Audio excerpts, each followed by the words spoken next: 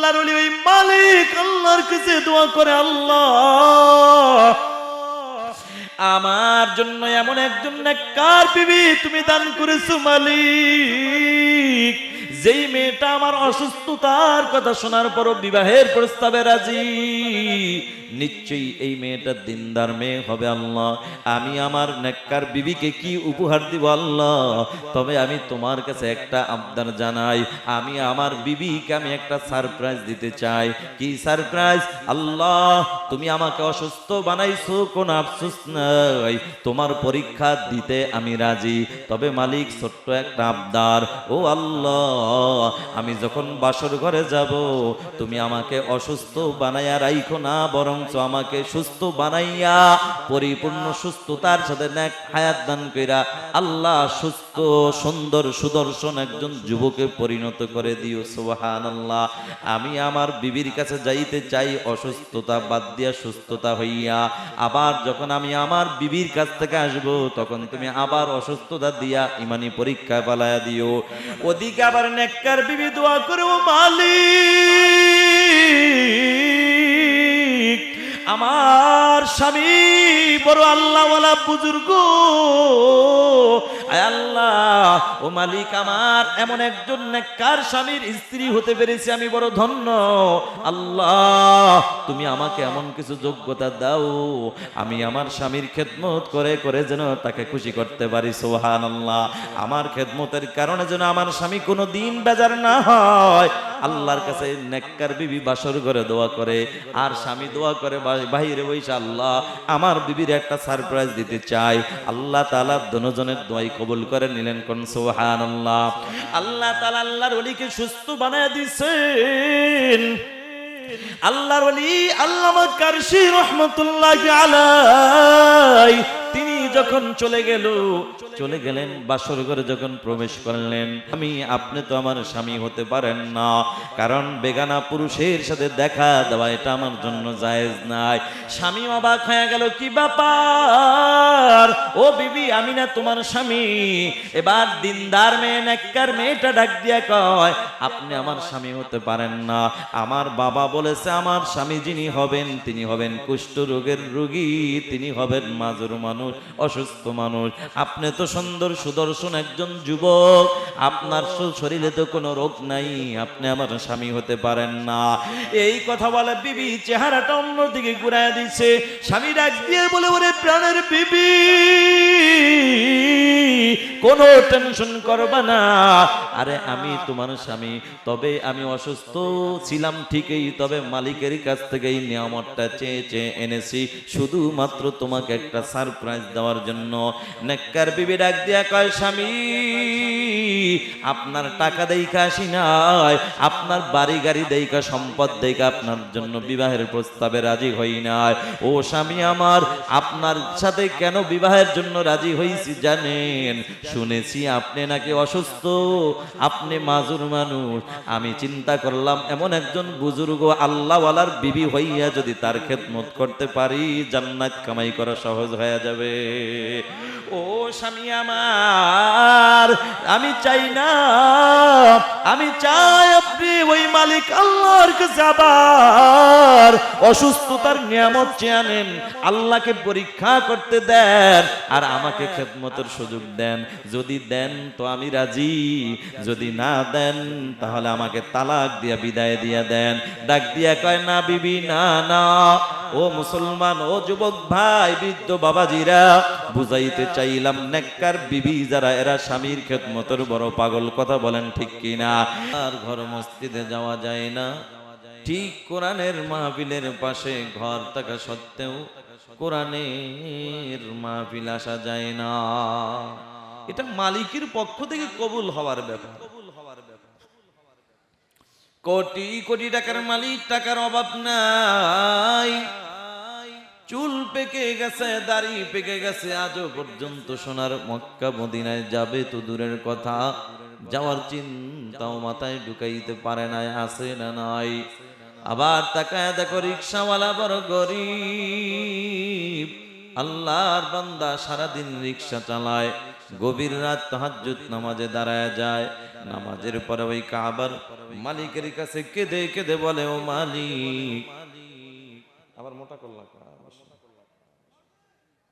তো মাইক কিন্তু এমনি মাইক ভালো, একটু সুন্দর সার্ভিস দাও। আমি বারবার বলতে পারবো না, বয়ান করবো 1 ঘন্টা, মাইক ঠিক করতে যেন আমার না লাগে। আচ্ছা ঠিক করে দাও।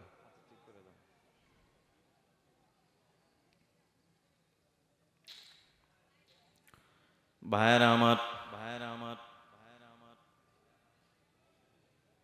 যে কথা বলতেছিলাম, টাকা থাকলেই যেমন সোনার মক্কা মদিনায় যাওয়া যায় না, শক্তি থাকলেই আল্লাহর ঘর মসজিদে যাওয়া যায় না, ঠিক কোরআনের মাহফিলের পাশে ঘর থাকা সত্ত্বেও কোরআনের মাহফিল আসা যায় না। ঠিক আছে। আমরা যারা আসলাম বসলাম, আমাদেরকে আসার বসার তৌফিক দান করলেন কে? মন খারাপ নাকি আপনাদের? জবানটা দান করলেন কে? সে মালিক আল্লাহ। দেওয়া জবানটা খুলিয়া আল্লাহর নামটা উচ্চারণ করতে ভালো লাগে না খারাপ লাগে? যদি ভালো লাগে মুসলমান আর একবার আওয়াজ দিয়া বলো। হাজারো ব্যস্ততার মাঝে এই দামি মজলিসে হাজির হওয়ার তৌফিক দান করলেন যিনি, তিনি কে? সে আল্লাহর দরবারে কালিমাতুশ শুকর আদায় করি, আলহামদুলিল্লাহ। ভাইয়েরা আমার, ভূমিকা লম্বা না করে আমি আমার মূল আলোচনার মধ্যে ঢুকে যাব ইনশাআল্লাহ। বন্ধুরা আমার, আয়াতে কারিমা তেলাওয়াত করেছি সূরা বনী ইসরাইল থেকে একখানা আয়াতের কিছু অংশ। আল্লাহর হাবিব সাল্লাল্লাহু আলাইহি ওয়াসাল্লামের অসংখ্য হাদিস থেকে ছোট্ট একখানা হাদিস আপনাদের মাঝে পেশ করেছি।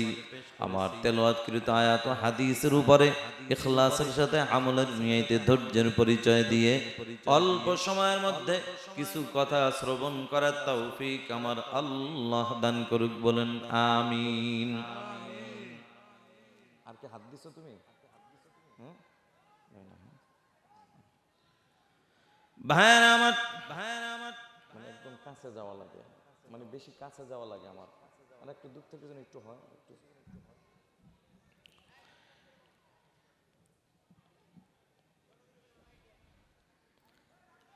আয়াতে কারিমা তেলাওয়াত করেছি। আল্লাহ পাক বলেন,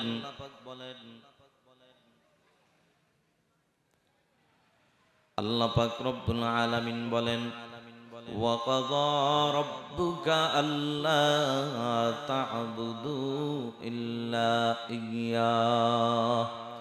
আমি রব সিদ্ধান্ত দিয়েছি শুধুমাত্র কেবলমাত্র ইবাদত হবে কার? সবাই আওয়াজ দিয়ে বলেন, ইবাদত হবে কার? আল্লাহ তাআলা বলেন, ওয়ামা খালাকুতুল জিন্না ওয়াল ইনসা ইল্লা লিয়াবুদুন।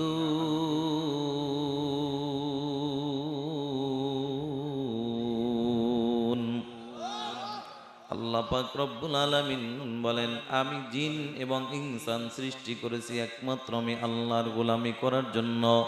ও নবীর উম্মতের দল, আওয়াজ দিয়া বলেন, গোলামি হবে কার? সাথে সাথে আল্লাহ তাআলা বলেন, ওয়াবিল ওয়ালিদাইনি ইহসানা।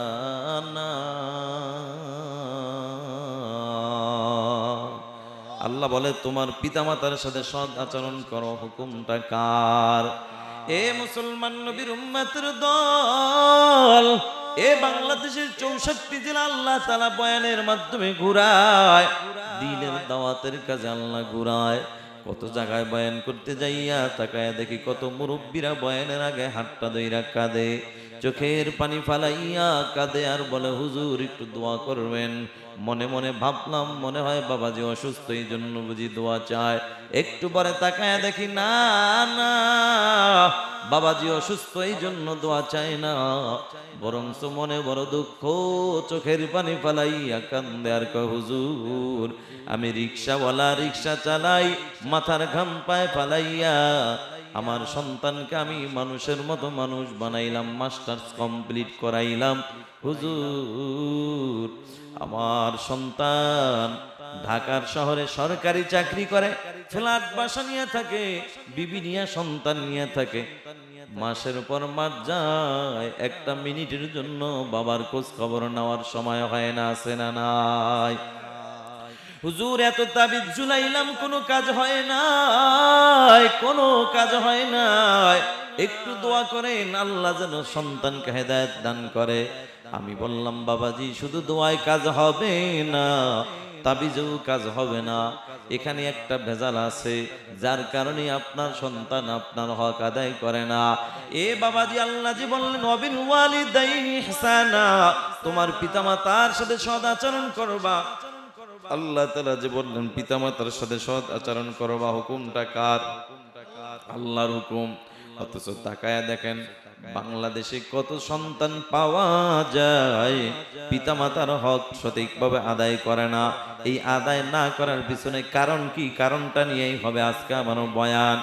এ গাজীপুরের মুসলমান, আপনাদের এলাকায় কেন্দ্রীয় মসজিদে যদি পানির ট্যাঙ্কির মধ্যে যদি মরা একটা বিড়াল পড়ে যায়, এই বিড়ালটা পড়ার পরে দেখবেন পইচা যখন গন্ধ হয়ে যায়, পানির থেকে দুর্গন্ধ যখন বের হয়, মসজিদের কমিটি একজন যায় বলে হুজুর পানির থেকে দুর্গন্ধ, পানিটা তাড়াতাড়ি চেঞ্জ করেন। ইমাম সাহেব পানিটা চেঞ্জ করলো, কিন্তু আবার দেখে আরেকজন যায় দেখে কিরে পানির থেকে দুর্গন্ধ এখনো দূর হয় নাই। ও ইমাম সাহেব পানির দুর্গন্ধ তো এখনো দূর হয় নাই। ইমাম সাহেব আবার পানিটা চেঞ্জ কইরা আবার পানি বইরা দিল নতুন পানি। এরে মুসলমান নবীর উম্মতের দল, তৃতীয় ব্যক্তি আবার ডাক দেখা হুজুর পানির দুর্গন্ধ তো এখনো দূর হয় নাই। আল্লাহর কসম করে বলি বাবা পানির দুর্গন্ধ তো দূর হবে না, কারণ যেই কারণে দুর্গন্ধ হয়েছে কারণটা তো তুমি এখনো দূর করো নাই। যেই কারণ বলে গন্ধ হইল বিড়ালের কারণে, মরা বিড়াল তো তুমি এখনো টাঙ্কির থেকে ফালাও নাই। আল্লাহর কসম এই মরা বিড়াল না ফালাইয়া যদি সারাদিন পানি ঢুকাও আর বের করো, কসম আল্লাহর দুর্গন্ধ কোনোদিন দূর হবে না, ঠিক কিনা? এরে মুসলমান, যেই কারণে পানির মধ্যে গন্ধ পাওয়া যায় ওই কারণ দূর না করলে যেমন পানির দুর্গন্ধ দূর হয় না, কসম আল্লাহর যেই কারণে সন্তান পিতামাতার হক আদায় করে না ওই কারণগুলা দূর না করলে কখনো সন্তান পিতামাতার হক আদায় করবে না, ঠিক কিনা? এখন কারণটা নিয়েই বয়ান করা আমি জরুরি মনে করেছি, এই জন্য আমি আপনাদের মাঝে কারণটা তুলে ধরব। এ বাবাজিরা আমার, কারণটা বয়ান করার আগে জানতে চাই আপনারা সবাই আওয়াজ দিয়া বলেন পিতামাতার সন্তানের কাছে পিতামাতার হক আছে না নাই? বাবাজিরা আমার, আমি আরেকটা বিষয় জানতে চাই, পিতামাতার কাছে সন্তানের কোন হক আছে না নাই? আছে। এটা যে একটু আসতে বললেন তার মানে এই বিষয় আপনাদের অনেকের জানা নাই, আবার অনেকের জানা আছে, মানার কোনো গুরুত্ব নাই, কথা কোন ঠিক কিনা? তবে বাংলাদেশে অধিকাংশ পিতামাতা জানে সন্তানের কাছে শুধু আমি পাবো, কিন্তু আমি বাবার কাছে মার কাছে যে সন্তানের পাওনা আছে এটা অনেক পিতামাতার জানাও নাই, জানার চেষ্টাও নাই। এরে মুসলমান নবীর উম্মতের দল, আমি জানতে চাই সন্তানের হক আগে না পিতামাতার হক আগে? না বাবা, না না, পিতামাতার হক আগে না। পিতামাতার হকের গুরুত্ব বেশি, পাওয়ার বেশি, কিন্তু সিরিয়ালে সন্তানের হক হইল আগে। এ বাবা, আপনি তো সন্তানের কাছে হকের দাবি করবেন তখন আপনার সন্তান দুনিয়ায় আসবে যখন, কিন্তু কিতাবে আসছে সন্তান দুনিয়াতে এখনো আসে নাই, আসার আগেই বাবার কাছে সন্তানের দুইটা হক। জোরে কন্যা সুবহানাল্লাহ।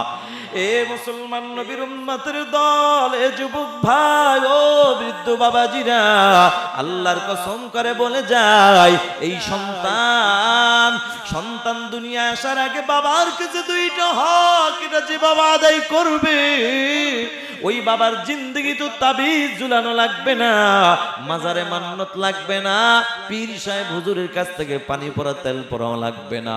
দেখবেন বিনা তাবিজে আপনার সন্তান আপনার হক আদায় করার জন্য পাগল হয়ে যাবে। এরে মুসলমান নবীর উম্মতের দল, সন্তান দুনিয়াতে আসার আগে বাবার কাছে কয়টা হক? দুইটা হক। এক নম্বর হক হলো যুবক আল্লাহর গোলাম, তুমি যদি নেককার সন্তানের বাপ হতে চাও, 1 নম্বর হক হলো তুমি নিজে আগে নেককার হও, হালাল পথে চলো, হালাল খানা খাও, হালাল রক্ত শরীরের মধ্যে ঢুকাও।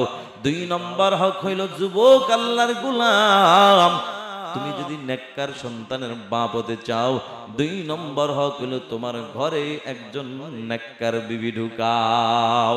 কারণ বাপ যদি ভালো হয় মা ভালো হওয়ার আশা করা যায়, আর মা যদি ভালো হয় সন্তান ভালো হওয়ার আশা করা যায়, ঠিক কিনা?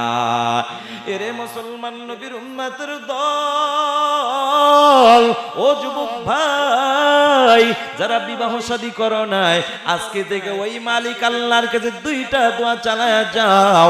1 নম্বর দোয়া কর, আল্লাহ হায়াতের জিন্দেগিতে তুমি আমাকে নেক হায়াত দান করো। 2 নম্বর হলো, আল্লাহ হায়াতের জিন্দেগিতে আমার জন্য একজন নেককার আল্লাহওয়ালা একটা বিবি দান করো।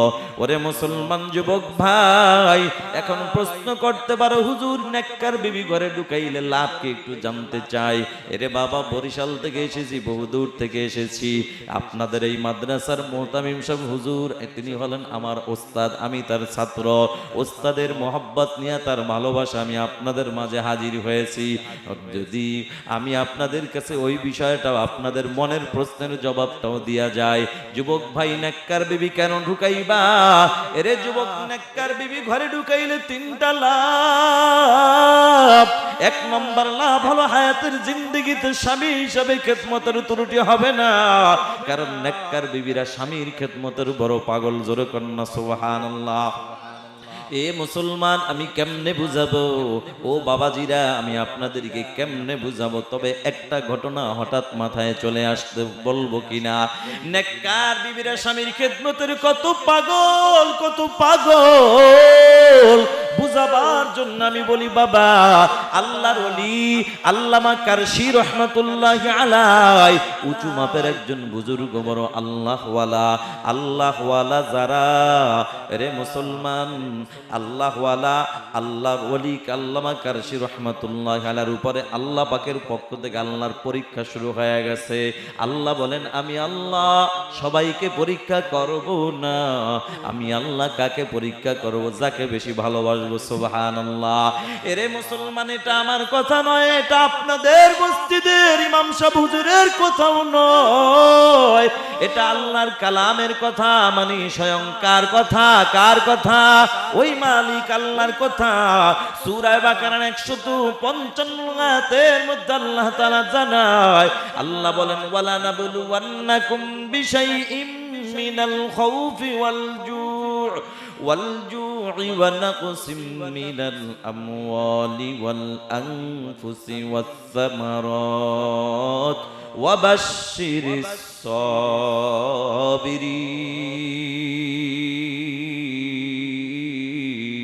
সাবিরিন।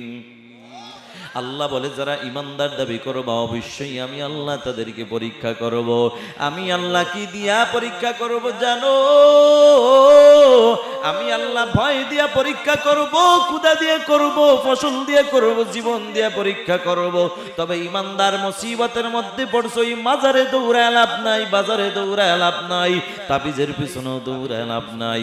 ইমাম বলে, ইমানদার মুসিবতের মধ্যে পড়ছো, সরাসরি আমি মালিক আল্লাহর কাছে সাহায্য চাইবা। তবে আল্লাহর কাছে কিভাবে সাহায্য চাইবা? আল্লাহ তাআলা সূরা বাকারার 153 আয়াতের মধ্যে আল্লাহ জানায়, আল্লাহ তাআলা বলেন, ইয়া আইয়ুহাল্লাযীনা আমানুস্তাঈনু বিস-সাবরি ওয়াস-সালাহ ইন্নাল্লাহা মা'আস-সাবিরিন।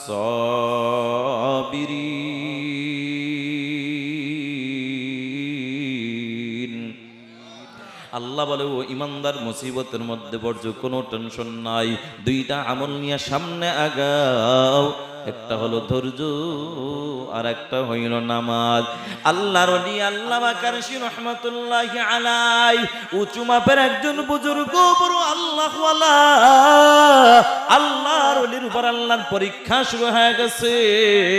তিনি কুষ্ঠরোগে আক্রান্ত হয়ে বিছানায় পড়ে আছে, মাজুর মানুষ, মুরিদের অভাব নাই। কিন্তু আল্লাহর ওলি আল্লাহর পরীক্ষায় পড়ার পরে তিনি সিদ্ধান্ত নিলেন, আমি কোনোদিন বিবাহ করব না। কারণ আল্লাহ আমাকে ভালোবাসে, আল্লাহ হয়তো আমার ঈমানকে পরীক্ষা করেন অসুস্থ বানাইয়া। কিন্তু আমি অসুস্থ মানুষ, আমার কাছে কোনো ভালো একটা নারী আইসা, সুস্থ নারী আইসা কষ্ট করবে, এটা হতে পারে না। আল্লাহর ওলি এই চিন্তা করে করে সিদ্ধান্ত নিলেন, আমি বিবাহ করব না। কিন্তু হঠাৎ তার মাথার মধ্যে কেন যেন নতুন একটা চিন্তা ঢুকে গেছে। আল্লাহর ওলির মাথায় চিন্তা ঢুকেছে, না না, বিবাহ করা এটা আমার রাসূলের একটা সুন্নাত। আমার রাসূলের সুন্নাত যদি আমি পালন না করি, হাসরের ময়দানে আমার নবী যদি ডাক দিয়া কয়, এই কারশি, আমার সুন্নাতের আমলটা তো করলা না, কি জবাব দিব? না না, আমি বিবাহ করব, আমার রাসূলের সুন্নাত আদায় করব। মুরিদদেরকে ডাক দিয়া বলে, বাবা আমি সিদ্ধান্ত নিয়েছি বিবাহ করব, তোমরা আমার জন্য ভালো দিনদার একটা মেয়ে দেখো। এবার মুসলমান আল্লাহর গোলাম, মাইক কি ঘুরাই দিছো মনে হয়, হঠাৎ করে সাউন্ড কেমন যেন একটু, তাই? ও আচ্ছা, ভাইর আমার, আল্লাহর ওলি ডাক দিয়া কয়, বাবা তোমরা আমার জন্য এমন একটু দিনদার মেয়ে দেখো, যেই মেয়েটা কোরআন পড়তে জানে, যেই মেয়েটা নামাজ পড়ে, রোজা রাখে, পর্দার আমল করে, দিনের পথে চলে, দিনদার একজন মেয়ে দেখো। তবে যেই মেয়েটা দেখবা, মেয়েটার কাছে আমার ব্যাপারে সব কিছু খুলে বলবা, যে যার জন্য তোমাকে দেখার জন্য আসছি, ওই পাত্র কিন্তু অসুস্থ মানুষ, কুষ্ঠরোগে আক্রান্ত, মাজুর মানুষ। এই কথাটা বলবা, বলার পরে যেই মেয়েটা রাজি হবে তাকেই আমি বিবি হিসাবে গ্রহণ করে নিব। আল্লাহু আকবার। ও মুসলমান নবীর উম্মত, এখানেও কিন্তু আমাদের একটা কথা জানার আছে, বোঝার আছে। বাবা আপনার আমার মেয়ের যদি কোনো অসুবিধা থাকে, অনেক সময় আমরা ঘটকরে বলি, ঘটক ভাই আমার মেয়ের এই সমস্যা, এটা গোপন রাখবা, তোমারে 10,000 টাকা বাড়ায় দিব, কথা কোন ঠিক কিনা? আমার মেয়ের বিবাহ আর একটা হয়েছে, এটা গোপন রাখবা। এরে মুসলমান, না না, আল্লাহর ওলি ডাক দিয়া কয়, বাবা আমি যে অসুস্থ মাজুর মানুষ, এটা আগে খুলে বলবা, যদি মেয়েটা রাজি হয় তাকেই আমি বিবাহ করব। সুবহানাল্লাহ। এই মুরিদদের মধ্যে একজন মুরিদ ছিলেন, তিনিও বড় আল্লাহওয়ালা, আল্লাহর গোলাম মুরব্বি, আর দেরি করে নাই, একটা দরমাইরা তার নিজ বাড়িতে চলে যায়। তার একটা আদরের কন্যা সন্তান ছিল, ওই কন্যা সন্তান নিয়ে টার্গেট ছিল, আমি ভালো একজন বুজুর্গ আল্লাহওয়ালা ছেলের কাছে আমার মেয়েকে বিবাহ দিব। কন্যা সুবহানাল্লাহ। ও হাজী সাহেব, ও আল্লাহর বান্দা, আপনার চিন্তা তো এই চিন্তা এখনো ঢুকাইতে পারেন নাই। 14 বার মক্কা মদিনায় যাওয়ার পরও এখন ও দুনিয়ার লোভ অন্তর থেকে দূর করতে পারেন নাই। অথচ মায়ার নবী বলেন, ক্বালা রাসূলুল্লাহি সাল্লাল্লাহু আলাইহি ওয়াসাল্লাম, আল্লাহর নবী বলে, হুব্বুদ দুনিয়া রাসু কুল্লি খাতিআ। নবীজি বলেন, সমস্ত দুনিয়ার মোহাব্বত সমস্ত গুনাহের মূল। ও যুবক ভাই, বৃদ্ধ বাবাজিরা, এখনো কত হাজী সাহেব পাওয়া যায় মক্কা মদিনায় বারবার যাওয়ার পরও দুনিয়ার লোভ অন্তর থেকে দূর করতে পারে নাই। এখনো ঘটকের কাছে যাইয়া ডাক দিয়া বলো, ও ঘটক ভাই, আমার মেয়ের জন্য এমন একটা ছেলে দেখো, যেই ছেলেটার টাকা আছে, বাড়ি আছে, গাড়ি আছে, ছেলেটা যদি সরকারি চাকরিওয়ালা হয় কোনো অসুবিধা নেই, আর বড় ভালো হয়। ছেলেটা যদি ইটালির পার্টি হয় তো আরো ভালো, ছেলে যদি লন্ডনের পার্টি হয় তো আরো ভালো, কথা কোন ঠিক কিনা? এরে মুসলমান মুরব্বী বাবা, তো আপনার বলা উচিত ছিল, ও ঘটক ভাই, আমি একজন মুসলমান, আমার টার্গেট হলো আমার মেয়েটাকে আমি বিবাহ দিব, ভালো একটা ছেলে দেখো, যেই ছেলে হবে টুপিওয়ালা, দাড়িওয়ালা, নামাজি, সুন্নাতওয়ালা, কথা বলো ঠিক কিনা? ও মুসলমান নবীর উম্মত, বলা উচিত ছিল, না না, আমার মেয়ের জন্য এমন একটা ছেলে দেখো, যেই ছেলেটা আমি শ্বশুর মরণের পরে আমি শ্বশুরের জন্য একটু দোয়া করতে পারবে। আর তুমি তো এমন টাকাওয়ালাই খোঁজো যে নামাজ তো দূরের কথা, উজুও ভালো করে করতে পারে না, কথা কোন ঠিক কিনা? ওরে মুসলমান নবীর উম্মতের দল, আল্লাহর ওলি এবার আল্লাহর ওলির মুরিদ মুরব্বি যাইয়া ডাক দিয়া কামা, ও মা আমি বহু দূর থেকে আসছি, আমি যেই হুজুরের সোহবতে যাই হুজুরের কাছ থেকে আসছি, আমার হুজুর অসুস্থ ছিল, সিদ্ধান্ত নিয়েছে বিবাহ করবে না, এখন আবার কেন জানি সিদ্ধান্ত নিয়েছে বিবাহ করবে। মারে কেমনে বলি, সাহস তো পাই না। কয় বাবা বলেন, কোনো অসুবিধা নাই। বাবা ডাক দিয়া কয় মা আমি তোমার বাবার মনে একটা আশা, আমি তোমাকে ভালো একজন দিনদার নেককার পরহেজগার আল্লাহওয়ালা ছেলের কাছে তুলে দিব। তবে মা আমার ইচ্ছা, আমার এই হুজুর তিনি বিবাহ করবেন, আমার মন চায় তার হাতে তুলে দিব, যদি তুমি রাজি থাকো।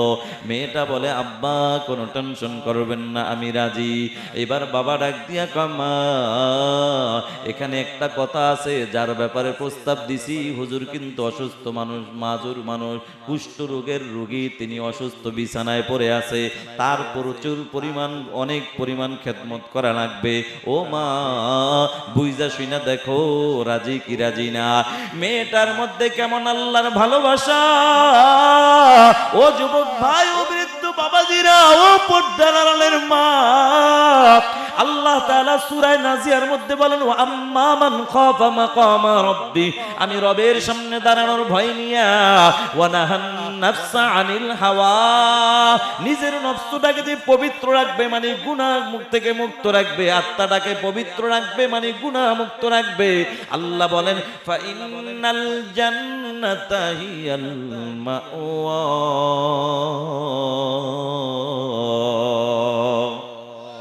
আল্লাহ বলেন নিশ্চয়ই তার ঠিকানা হলো মালিকের জান্নাত। জোরে কন্যা সুবহানাল্লাহ। এ যুবক ভাই, ও বৃদ্ধ বাবাজিরা, ও পর্দার আড়ালের মা, আল্লাহর তৈরি জান্নাত যদি পেতে চাও, মালিকের কাছে ভালো একটা পবিত্র আত্মা নিয়া মালিকের সামনে হাজির হও। এখন প্রশ্ন আসতে পারে হুজুর, এই আত্মাটাকে পবিত্র করার জন্য কি করা যায়, কি করা যায়? ও যুবক ভাই, ও পর্দার আড়ালের মা, এই আত্মাটাকে পবিত্র রাখার জন্য দুইটা মেডিসিন দরকার। এক নম্বর মেডিসিনের নাম হইল তাকওয়া। তাকওয়া মানে আল্লাহর ভয়। এই তাকওয়া নামক মেডিসিন যদি অন্তরে ঢুকে যায়, আল্লাহর কসম পিটায়াও কেউ তোমাকে গুনাহের কাজে নামাইতে পারবে না। আর একটা হলো আল্লাহর ভালোবাসা। আল্লাহর ভালোবাসা নামক মেডিসিন যদি অন্তরে ঢুকে যায়, আল্লাহর কসম তোমারে পিটায়াও কেউ নেক আমল থেকে দূরে সরায় রাখতে পারবে না, ঠিক কিনা? মুসলমান আল্লাহর গোলাম, মেয়েটা ডাক দিয়া কা আব্বা আমি বুইজা শুনাই রাজি হইছি। মা তুমি কি শুনেছো যে যেই ছেলের ব্যাপারে প্রস্তাব দিয়ে, ছেলেটা হবে কুষ্ঠ রোগে আক্রান্ত মাজুর মানুষ। মেয়েটা ডাক দিয়া কা বাবা আমি বুইজা শুনাই রাজি হইছি, কারণ আমি চিন্তা করে দেখলাম এই দুনিয়ার জীবন তো থাকা যাবে না, দুনিয়ার হায়াতের জিন্দগিটা আমার জন্য থাকার জায়গা নয়, এই দুনিয়ার জীবন ছেড়ে চলে যেতে হবে। ও বাবা, হাসরের ময়দানে আল্লাহর আদালতে দাঁড়াবার পর আল্লাহ যদি প্রশ্ন করে ও আমার বান্দি আমার জন্য কি নিয়ে আসছো, তখন আমি বলবো আল্লাহ দুনিয়ার হায়াতের জিন্দগিতে যেভাবে নামাজ পড়ার দরকার ছিল নামাজ পড়তে পারি না, আয় আল্লাহ যেভাবে রোজা রাখার দরকার ছিল রাখতে পারি নাই, যেভাবে তোমার হুকুমগুলা পালন করার দরকার ছিল পালন করতে পারি নাই। তবে মালিক রে, আমি তোমার এমন একজন বন্ধু বুজুর্গ আল্লাহওয়ালা, তোমার বন্ধুর বিবি হইয়া তার অসুস্থতার জানা সত্ত্বেও তার খেদমত করেছি। অসুস্থ মানুষের খেদমত করা, আল্লাহ খেদমত করেছি মালিক রে, এটাই তোমার দরবারে নিয়ে হাজির হইলাম।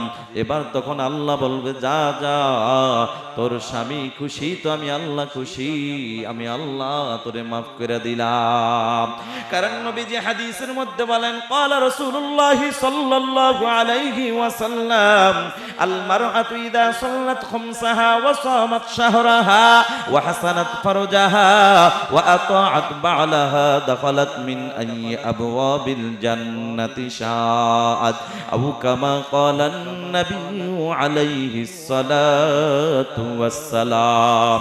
নবী বলেন, ও নারীরা, তোমরা 4টা গুণ যদি অর্জন করতে পারো, 4 গুণওয়ালা নারীর জন্য আমি আল্লাহ জান্নাতের 8টা দরজা খুলে দিবেন। কোন সুবহানাল্লাহ। 1 নম্বর গুণের নাম হইল 5 ওয়াক্তের নামাজ, 2 নম্বর গুণের নাম হলো মাহে রমজানের রোজা, 3 নম্বর গুণের নাম হলো পর্দার আমল, 4 নম্বর গুণ হলো স্বামীর খেদমত। সুবহানাল্লাহ। এ যুবক ভাই, আপনারা যারা দাঁড়ায় আছেন, ও যুবক, এই জান্নাতের বাগানে বসা এটা বড় ভাগ্যের ব্যাপার। আপনি মনে মনে শুকর আদায় করেন, আমার আল্লাহ ঘর থেকে বের করে হাজারো ব্যস্ততার মাঝেও আমাকে এখানে নিয়ে দাঁড় করায় দিছে কোরআনের প্যান্ডেলের সামনে। শুকর আদায় করে বসে যান, নিজেকে বলেন, মনকে বলেন, মন, কত আমার মতো যুবক বন্ধু বসে গেল, আমি বসতে পারি না, আমার চাইতে কপাল পোড়া আর কেউ হতে পারে না। এ যুবক ভাই, এই সামিয়ানার নিচে বসা এটা মালিক, এটা বড় ভাগ্যের ব্যাপার। এই জন্য আমি বয়ানের শুরুতেই বলেছিলাম, এমন দামি মজলিসে সবাই আসতে পারে না, আসলেও কিন্তু বসতে পারে না, বসলেও আখেরি মোনাজাত পর্যন্ত থাকতে পারে না। এখানে আসা, বসা আর থাকা এটা মালিকের পক্ষ থেকে কবুল হওয়ার ব্যাপার। জোরে বলেন ঠিক কিনা? এরে মুসলমান নবীর উম্মতের দল, ও যুবক ভাই, এবার আল্লাহর ওলি আল্লামা কারশি রাহমাতুল্লাহি আলাইহি যেই মেয়েটার ব্যাপারে বিবাহের প্রস্তাব দিয়েছে, এবার মুরিদ যাইয়া ডাক দিয়া কও, আল্লাহর ওলি আপনার জন্য পাত্রী রেডি হয়ে গেছে। বলে কে? বলে আমার একমাত্র আদরের কন্যা। তুমি কি তোমার কন্যাটাকে সবকিছু খুলে বলেছো? বলে হ্যাঁ হ্যাঁ বলেছি। তারপরও রাজি? কয় হ্যাঁ রাজি। এবার ডাক দিয়া কয়, আমার অসুস্থতার কথা শোনার পরও যেই মেয়েটা আমার খেদমতের জন্য রাজি হয়ে গেছে, আমিও তাকে বিবাহ করে স্ত্রী বানায় নেওয়ার জন্য রাজি হয়ে গেলাম। এবার বিবাহ পড়ায় দিল। বিবাহ পড়ায় দেওয়ার পরে যুবক আল্লাহর ওলি, ওই মালিক আল্লাহর কাছে দোয়া করে, আল্লাহ আমার জন্য এমন একজন নেককার বিবি তুমি দান করেছো মালিক, যেই মেয়েটা আমার অসুস্থতার কথা শোনার পরও বিবাহের প্রস্তাবে রাজি। নিশ্চয়ই এই মেয়েটা দিনদার মেয়ে হবে আল্লাহ। আমি আমার নেককার বিবিকে কি উপহার দিব আল্লাহ? তবে আমি তোমার কাছে একটা আবদার জানাই, আমি আমার বিবিকে আমি একটা সারপ্রাইজ দিতে চাই। কি সারপ্রাইজ? আল্লাহ তুমি আমাকে অসুস্থ বানাইছো, কোনো আফসোস নাই, তোমার পরীক্ষা দিতে আমি রাজি।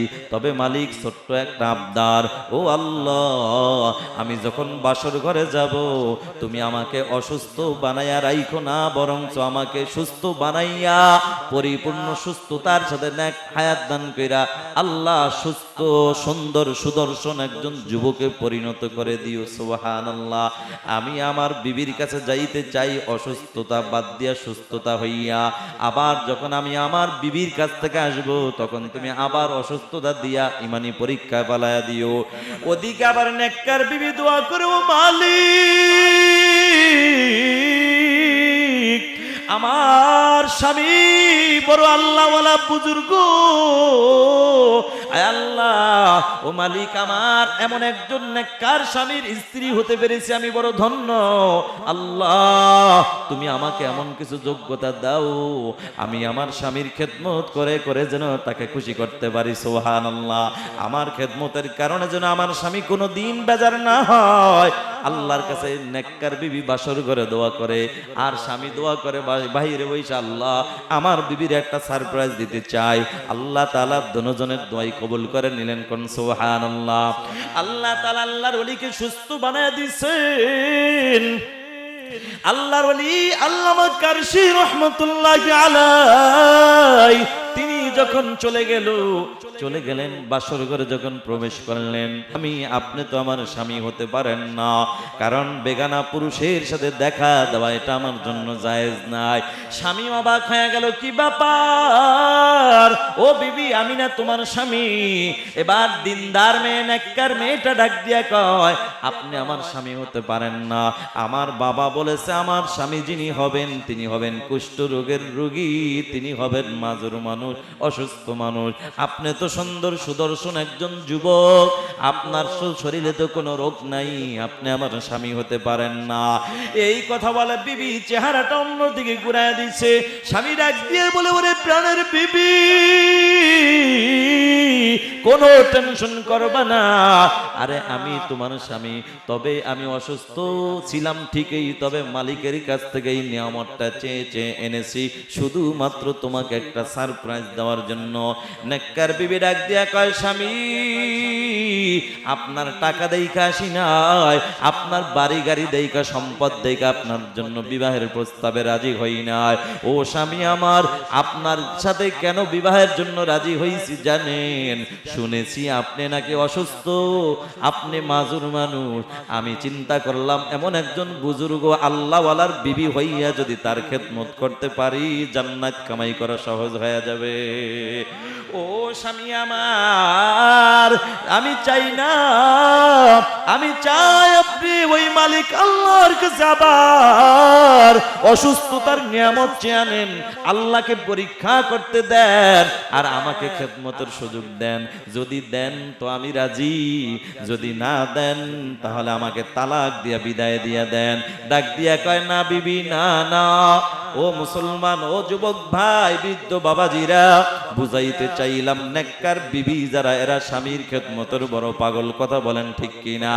এই জন্য যুবক ভাই যেটা বুঝাইতে চাইলাম, ও যুবক, সন্তান দুনিয়াতে আসার আগে বাবার কাছে দুইটা হক। এক নম্বর হক হলো যুবক তুমি নিজে আগে নেককার হও, দুই নম্বর হলো নেককার একজন বিবি ঘরে ঢুকাও। যুবক রে, নেককার বিবি ঘরে ঢুকাইলে তোমার জন্য তিনটা লাভ। কয়টা লাভ? তিনটা লাভ। এক নম্বর লাভ হলো হায়াতের জিন্দেগিতে স্বামী হিসাবে খেদমতের কোনো ত্রুটি হবে না। দুই নম্বর হলো নেককার বিবির গর্ভে সন্তান পাইবা, নেককার সন্তান। তিন নম্বর যুবক, তোমার জনম দুঃখিনী মা বাবার খেদমতের কোনো ত্রুটি হবে না। জোরে কোন সুবহানাল্লাহ। কারণ মায়ার নবী বলেন, আল জান্নাতু তাহতা আকদামিল উম্মাহাত, তোমার মায়ের পায়ের নিচে তোমার জন্য জান্নাত। সুবহানাল্লাহ। ও নবীর উম্মত, মায়ার নবী এতটুকুই ক্ষান্ত নয়। নবীজি বলেন, উম্মত রে, তুমি যখন তোমার মা বাবার চেহারাটা দেখার জন্য যখন তুমি ঘর থেকে বের হবা অথবা কর্মস্থল থেকে তুমি বের হবা, একটা কদম দুই কদম করে কদম যখন ফালাইবা, মায়ার নবী ডাক দিয়ে, উম্মত, তোমার মা বাবার চেহারাটা দেখার নিয়ত যদি হয়, আল্লাহ তাআলা প্রতিটা কদমে একটা একটা করে নেকি লিখে দিবেন। ওরে মুসলমান নবীর উম্মত, এখানেই ক্ষান্ত নয়। মায়ার নবী বলেন, যখন তোমার মা বাবার সুন্দর চেহারাটা দেখার জন্য তুমি ঘর থেকে বের হইবা, প্রতিটা কদমে কদমে আল্লাহ তাআলা একটা নেকি দিবেন, সাথে সাথে একটা গুনাহও আল্লাহ মাফ করে দিবেন। এ মুসলমান নবীর উম্মতের দল, যুবক নেককার বিবি ঘরে ঢুকাইলে তোমার জন্য তিনটা লাভ। এক নম্বর লাভ, হায়াতের জিন্দেগিতে খেদমতের কোনো ত্রুটি হবে না।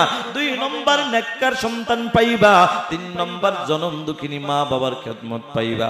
এক নম্বর, তুমি স্বামী হিসাবে খেদমত পাইবা। দুই নম্বর, নেককার সন্তান পাইবা। তিন নম্বরে, জনম দুঃখিনী মা বাবার খেদমত পাইবা। এর বিপরীত যুবক, তুমি যদি বেআমলওয়ালা বেপরদাওয়ালা বিবি ঘরে ঢুকাও, এদিকে যেমন তোমার জন্য তিনটা লাভ, ওদিকে কিন্তু আবার তিনটা ক্ষতি। ওদিকে নেককার বিবি ঘরে ঢুকাইলে কপাল বড় ভালো, এদিকে বেআমলওয়ালা বেপরদাওয়ালা নারী ঘরে ঢুকাইলে কপাল বড় মন্দ। এদিকে তোমার তিনটা ক্ষতি। এক নম্বর ক্ষতি, হায়াতের জিন্দেগিতে তুমি স্বামী হিসাবে খেদমত পাইবা না, কারণ বেআমলওয়ালা বেপরদাওয়ালা নারীরা স্বামীর খেদমতের অতটা পাগল না।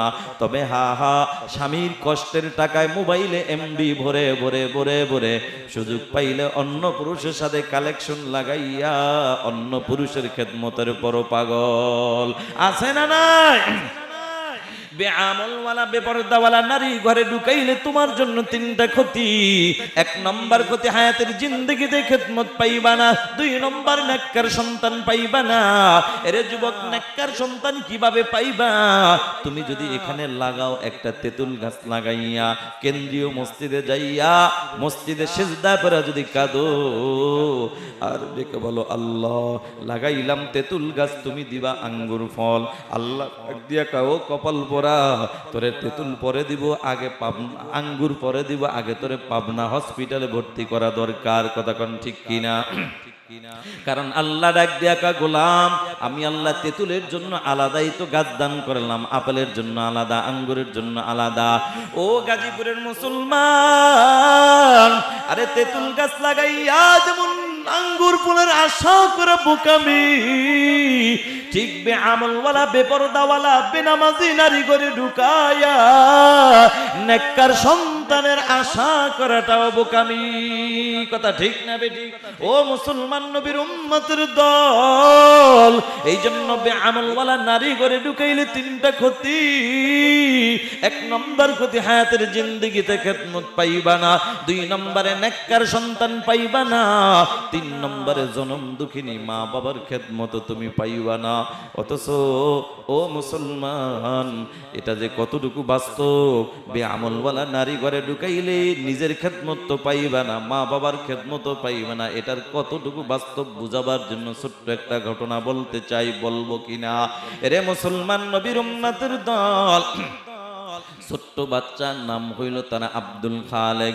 আল্লাহর বান্দা, তার বাবা দুনিয়া থেকে বিদায় হয়ে যায়, মা দুনিয়ার জমিনে বেঁচে আছে।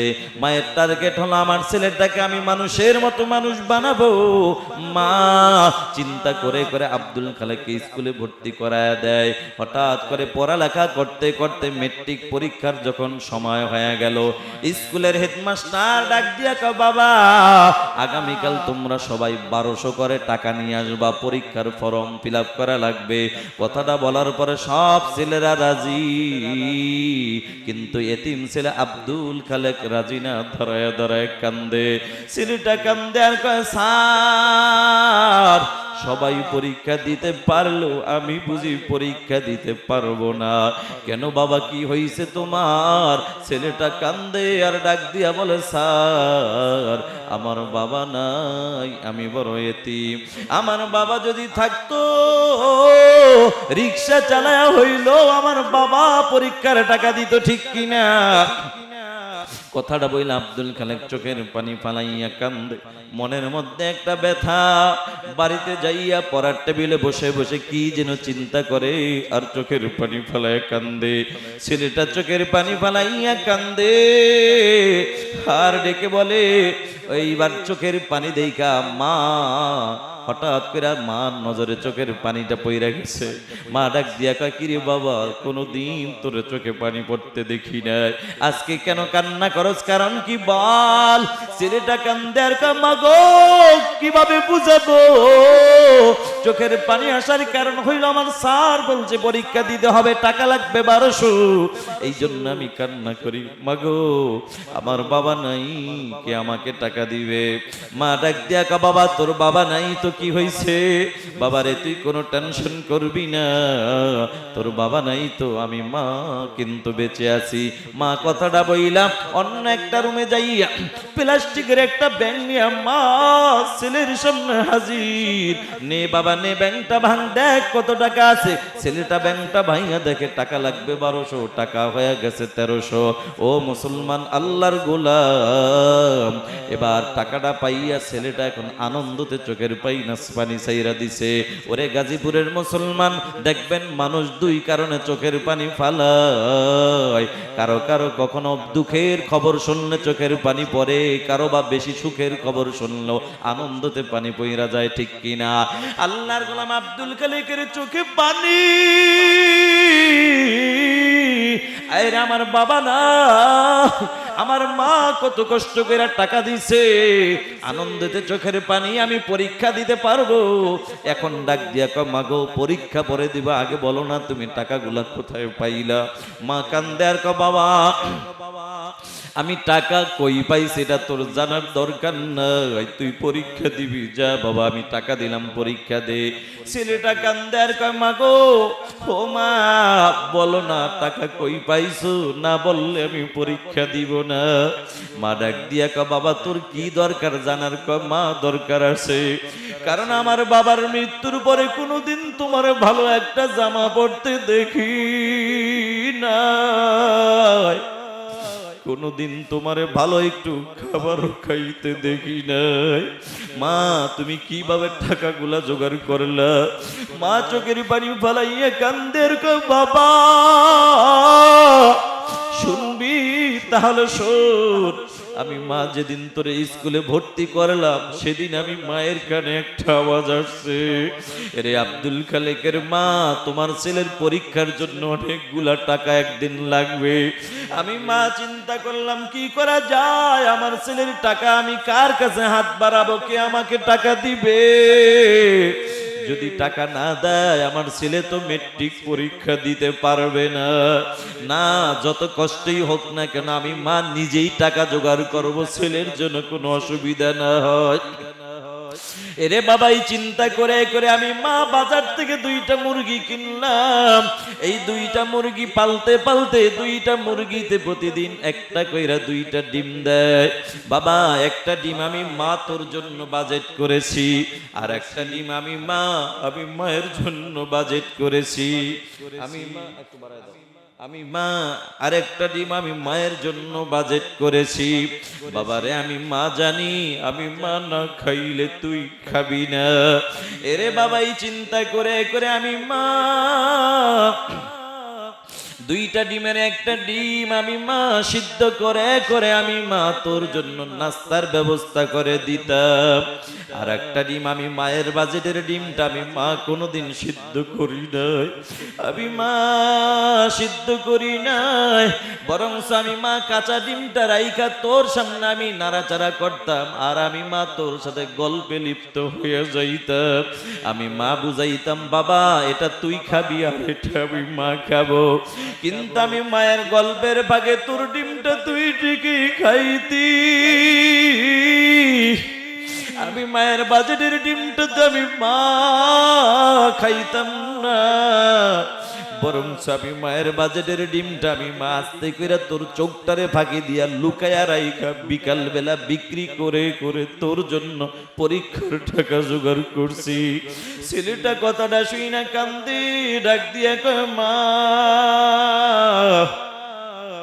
এত কষ্ট তুমি আমার জন্য করলা? বলে বাবা কোনো অসুবিধা নাই, তবু তুই পড়ালেখা করে মানুষ হ। ছেলেটা মার দোয়া নিয়ে বন্ধু পড়ালেখা করে করে মাস্টার্স পর্যন্ত কমপ্লিট করে ফেললো। একদিনের ঘটনা, আব্দুল খালেক রাস্তা দিয়ে হেঁটে যায়, স্কুলের হেডমাস্টারও হেঁটে যায়। স্কুলের হেডমাস্টার ডাক দিয়া কয় বাবা তোমার সাথে আমার 2টা কথা। বলে স্যার কি বলবেন বলেন। বাবা 2টা অফার, 1 নম্বর হলো আমার একটা গ্রামের বাড়ি একটা প্রাইমারি স্কুল আছে, একজন হেডমাস্টার লাগবে, মনে মনে আমি তোমাকেই টার্গেট করেছি। বাবারে আর একটা হইলো আমার একটা মেয়ে আছে, আদরের একটা মেয়ে, বিবাহ দিব, তাও মনে মনে তোমাকেই টার্গেট করেছি, বলো বাবা তুমি রাজি কি রাজি না? ছেলেটা দাঁড়ায় কান্দের বলে স্যার আমার বাবা নাই, আমি বড় এতিম, আমার মা বেঁচে আছে, বহু কষ্ট করে করে আমাকে মানুষের মতো মানুষ বানাইছে, আমার মায়ের অনুমতি ছাড়া আমি আপনার প্রশ্নের জবাব দিতে পারবো না। সুবহানাল্লাহ। যুবক, কত কপাল পরা যুবক পাওয়া যায় মা বাবাকে কোনো কিছু জিজ্ঞাসা করে না, ব্যবসা করবে তাও মা বাবাকে জিগায় না, বিদেশে যাবে তাও মা বাবাকে জিজ্ঞাসা করে না, শ্বশুর বাড়ি সব পরামর্শ আছে না নাই? ও যুবক ভাই, আরে তোমার যেই মায়ের পায়ের নিচে তোমার জন্য জান্নাত, মাকেও গুরুত্ব দাও না, বাবাকেও গুরুত্ব দাও না, যেই মা বাবাকে বাদ দিয়া শ্বশুর শাশুড়ির পাগল হইছো, আল্লাহর কসম করে বলে যাই যুবক রে, এই মাকে বললে কপালে ভোগ আছে। মাকে বাদ দিয়া যেই শাশুড়ির পাগল হইছ, ওই শাশুড়ির স্বার্থে যদি একটু ব্যাঘাত ঘটে যায়, তোর মতো আদরের জামাই নামে গাজীপুর থানায় মামলা দিতে মোটেও চিন্তা করবে না। কথা বলেন ঠিক কিনা? কিন্তু যুবক ভাই, তোর মা কোনোদিন তোর নামে মামলা দিবে না, তোর মা কোনোদিন হামলা দিবে না। বরঞ্চ তোর মা, ও যুবক ভাই, তোকে যদি কেউ মারে, তোর নামে কেউ মামলা দেয়, মার মাথা নষ্ট হয়ে যায়।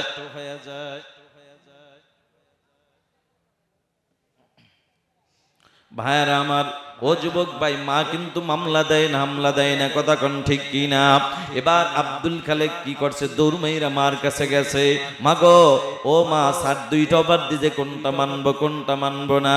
মা ডাক দিয়া কা, বাবারে তোর স্যার চাকরির অফার দিছে, যা বাবা চাকরি কর, কিন্তু খবরদার তোর স্যারের মেয়েটাকে তুই বিবাহ করিস না। মা, কেন করব না?